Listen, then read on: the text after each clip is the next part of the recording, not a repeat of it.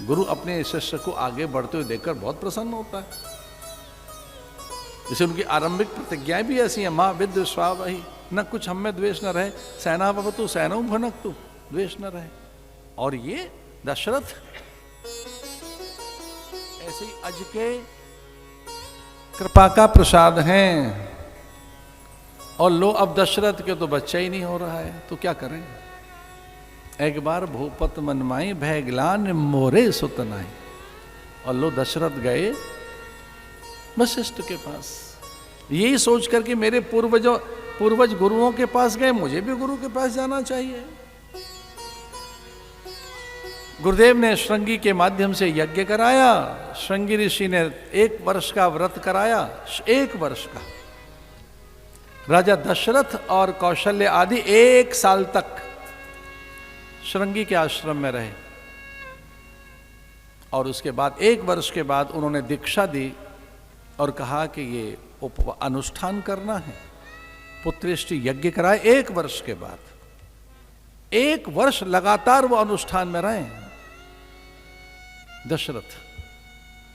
पुत्रेष्टि यज्ञ कराया, गुरुदेव ने जो साधन नियम व्रत बताए वो किए, और खीर प्रकट हुई। खीर के 3 हिस्से का आधा हिस्सा कौशल्य, आधे में से दोनों। और लो राम,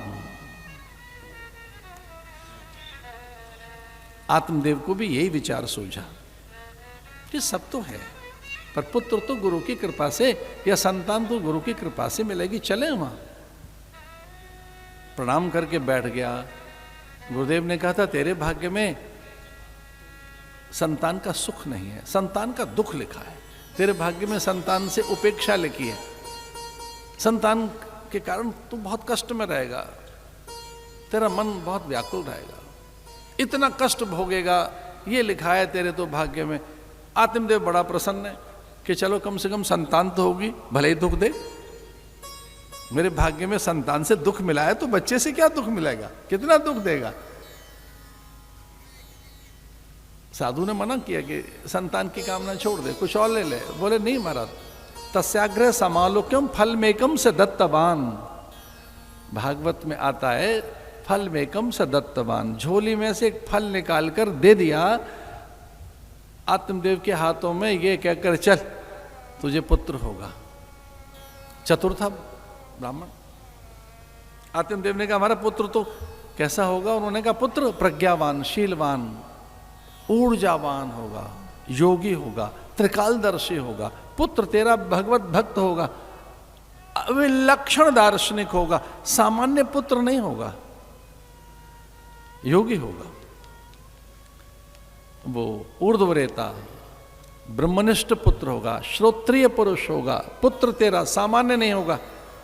तेरा पुत्र अगर यूं बंजर भूमि को देख लेगा तो हरी भरी हो जाएगी, अभागे का भाग्य जग जाएगा।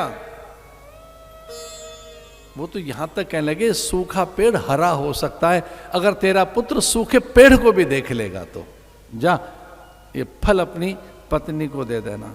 प्रज्ञावान, गुणवान, शीलवान पुत्र की प्राप्ति होगी और ये फल दे देना।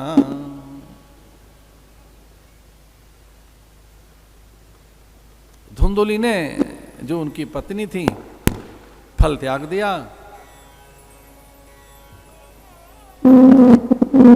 और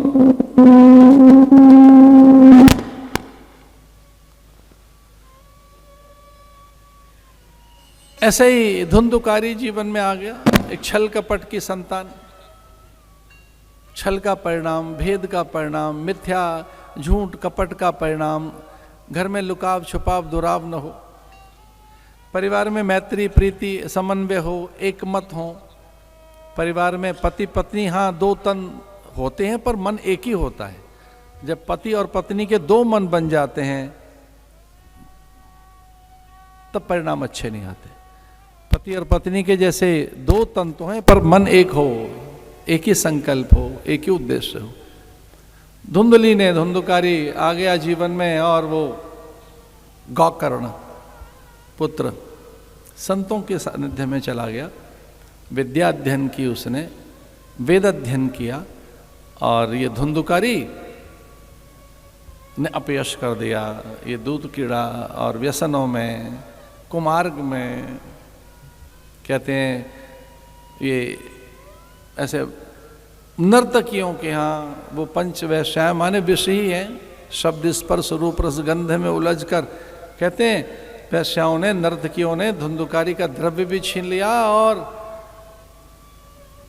मुंह में कपड़े ठूंसकर ज्वलनशील पदार्थ से जलाकर धरती में दबाकर चंपत हो गई वो 5 जो आई।